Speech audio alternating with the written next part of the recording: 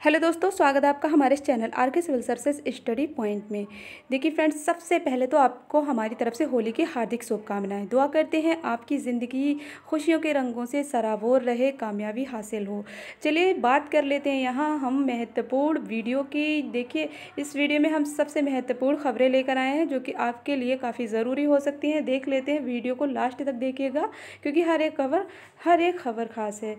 पहली खबर है यहाँ, प्रवक्ता पद के अभ्यर्थियों का इंतजार बढ़ गया। तो जो राजकीय डिग्री कॉलेजों में अलग अलग विषयों में प्रवक्ता पद पर चयनित अभ्यर्थियों की काउंसलिंग की प्रतीक्षा बढ़ गई है।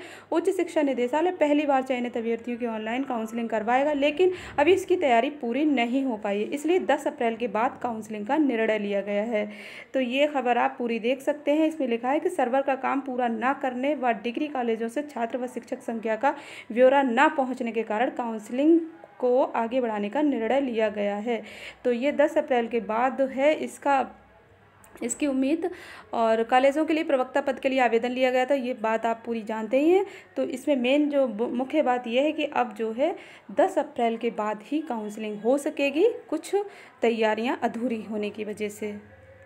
एपीएस भर्ती लटकी अधर में, प्रतियोगी व्यथित। जो उत्तर प्रदेश लोक सेवा आयोग ने 7 साल से एपीएस यानी अपर निजी सचिव की भर्ती नहीं निकाली। आयोग ने 2 बार परीक्षा कैलेंडर में उक्त भर्ती को स्थान भी दिया, लेकिन विज्ञापन नहीं निकाला। भर्ती ना निकलने से प्रतियोगी जो हैं व्यथित हैं। बीते दिनों प्रतियोगी ने आयोग अध्यक्ष को ज्ञापन देकर भर्ती निकालने की मांग भी की थी, परंतु उसके अनुरूप कार्रवाई नहीं हुई। अब प्रतियोगी एपीएस भर्ती के लिए अनिश्चितकालीन प्रदर्शन छेड़ने की तैयारी कर रहे हैं। तो आप ये संबंधित खबर भी देख सकते हैं। और ये सबसे मेन खबर आप लोगों के लिए हो सकती है क्योंकि बहुत लोग इसकी राह देख रहे हैं। एलटी ग्रेड जो है मतलब लिखा है अब पंचायत चुनाव के बाद नियुक्ति मिलने की उम्मीद। तो एलटी ग्रेड हिंदी एवं सामाजिक विज्ञान विषय के तकरीबन 2500 चयनित अभ्यर्थियों की नियुक्ति में पंचायत चुनाव का अड़ंगा लग सकता है, मतलब लगना ज़रूरी नहीं है। यानी कि अभी ये पुरानी भर्ती है, सरकार चाहे तो दे सकती है, लेकिन सभी का प्रेशर बनना बहुत ज़रूरी था। सरकार पर प्रेशर बनाना ज़रूरी था, तभी मिल सकती थी, वरना तो ये लोग अपनी मनमर्जी करेंगे ही, ये तो सभी जानते ही हैं क्योंकि अब इनको बहाना मिल गया है। लेकिन अगर हम लोग कोशिश करते तो शायद मिल जाती।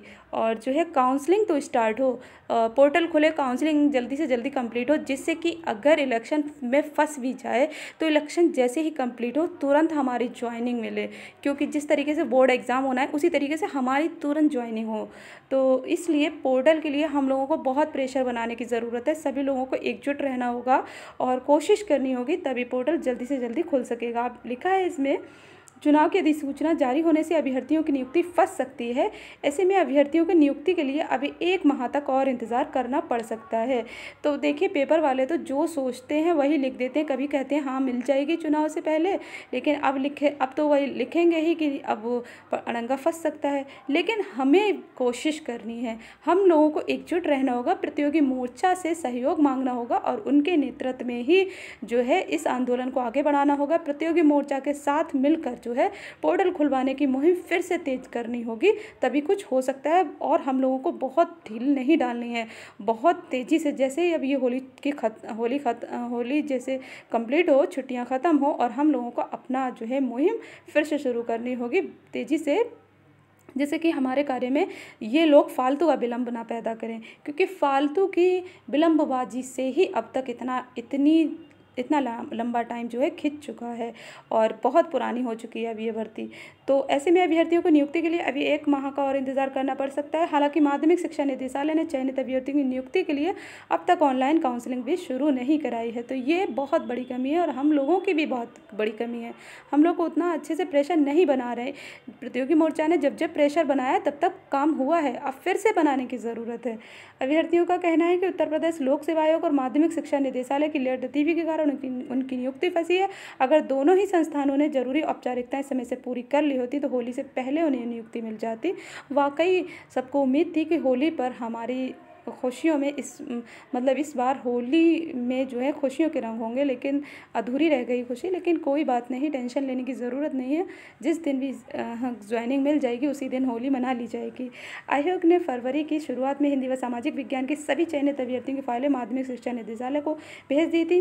तो ये आप देख सकते हैं संबंधित खबर। लिखा है इसमें कि मतलब इतने प्रयास के बाद ही जो है विवरण जो है लखनऊ भेजा गया था कार्यालय। तो जो है एलटी ग्रेड की ज्वाइनिंग तो जो है अब वो थोड़ा सा इंतज़ार करना होगा, लेकिन कोशिश रखिए जारी, बस ये है कि और जल्द से जल्द हमें ज्वाइनिंग मिले, बहुत जल्द। तो देख लेते हैं अगली खबर। जल्द जारी होंगे 2 बड़ी परीक्षाओं के परिणाम। इसमें लिखा है यूपीपीएससी पिछले 1 सप्ताह में जारी कर चुका 2 अन्य मुख्य परीक्षाओं के रिजल्ट। तो अब जो 2 रिजल्ट जारी होने हैं वो है अब आरओ 16 का और पीसीएस 2020 के अंतिम परिणाम की है बारी। लेकिन दिक्कत ये है, अब लोग चाह रहे हैं कि अब तो पीसीएस का ही पहले आ जाए और अभ्यर्थन वापस ले लें लोग, तब और फ़ायदा हो जाएगा। जब इतना लेट तो थोड़ी सी देरी और सही, जिससे कि ज़्यादा से ज़्यादा अभ्यर्थियों का सिलेक्शन हो सके और मतलब एक तरीके से जो है और ज़्यादा मतलब 2 जगह लोग सेलेक्ट ना हो, एक ही जगह, मतलब फालतू की सीट खराब ना हो। तो लिखा है यूपीपीएससी पिछले 1 सप्ताह में जारी कर चुका है 2 अन्य मुख्य परीक्षाओं के रिजल्ट और जो है आरओ का और पीसीएस 20 का जो है अब वारी है।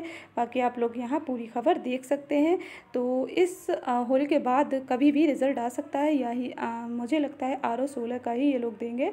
तो लिखा है पिछले 1 सप्ताह में 2 बड़ी परीक्षाओं के अंतिम चयन परिणाम जारी किए गए और जल्द ही 2 अन्य परीक्षाओं के अंतिम चयन परिणाम जारी किए जाने की तैयारी है। समीक्षा अधिकारी, सहायक समीक्षा अधिकारी 2016 का अंतिम चयन परिणाम होली बीतते ही जारी किया जा सकता है। वहीं पीसीएस 2020 का इंटरव्यू 8 अप्रैल को पूरा हो रहा है और अप्रैल के मध्य तक परिणाम आने की संभावना है। तो ये बात आप समझ सकते हैं कि आरओ 16 का अंतिम चयन परिणाम लगभग तैयार किया जा चुका है। आयोग जल्द ही इस परीक्षा का अंतिम चयन परिणाम जारी कर सकता है और 361 पदों पर जो है ये भर्ती होनी है। सामान्य चयन के 356 और विशेष यानी बैकलॉग के 5 पद हैं। तो आप पूरी बात यहाँ देख सकते हैं। इलाहाबाद विश्वविद्यालय सिर्फ पोर्टल पर अपलोड कॉपियों की पीडीएफ होगी मान्य। अधिकतम 12 पेज की होगी उत्तर पुस्तिका, बनेगी एक पीडीएफ। ऑनलाइन परीक्षा के लिए एडवाइजरी जारी।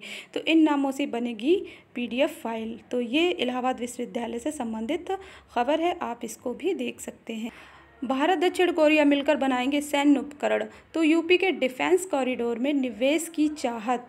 तो यहाँ आप देख सकते हैं भारत और दक्षिण कोरिया एक साथ मिलकर सैन्य उपकरणों का उत्पादन और निर्यात करेंगे। दोनों देशों के बीच बनी इस सहमति को मेक इन इंडिया के तहत भारत के सैन्य उपकरणों और हथियारों का निर्यातक बनने की राह में एक अहम मोड़ माना जा रहा है। तो ये पूरी खबर भी आप लोग देख सकते हैं, ये एक पॉजिटिव न्यूज़ कह सकते हैं। तो कोरोना महामारी फिर से हाहाकार मचाए हुए है। लिखा है जर्मनी में हालात ख़राब, 14 दिन का सख्त लॉकडाउन फिर लगेगा। ब्राज़ील में लगातार दूसरे दिन 80,000 से ज़्यादा केस व 3,000 से ज़्यादा मौतें। इटली में वैक्सीन नहीं लेने पर होगी कार्रवाई। तो ये आप लोग देख सकते हैं। स्टेशन पट्टे पर स्वामित्व रेलवे का, ट्रेनों और स्टेशनों को निजी हाथों में सौंपने के मामले पर केंद्रीय मंत्री पीयूष गोयल का जवाब जो है, ये यूनियन ने कहा कि रेल यात्रियों की सुविधा के लिए बनी थी, जिसे बिजनेस सेंटर बनाया जा रहा है। निजी भागीदारी के तहत स्टेशनों का जो होगा पुनर्विकास, और ये सब आप देख सकते हैं पूरी खबर। आदर्श स्टेशन योजना से यात्रियों को मिली सुविधा, रेलवे का कहना है। तो ये निजीकरण लगातार बढ़ ही रहा है, इसका काफ़ी बड़े स्तर पर विरोध भी चल रहा है, लेकिन सरकार की नज़र में तो निजीकरण अच्छा ही कहा जाएगा, लेकिन हम लोगों की नज़र में अच्छा नहीं माना जा सकता।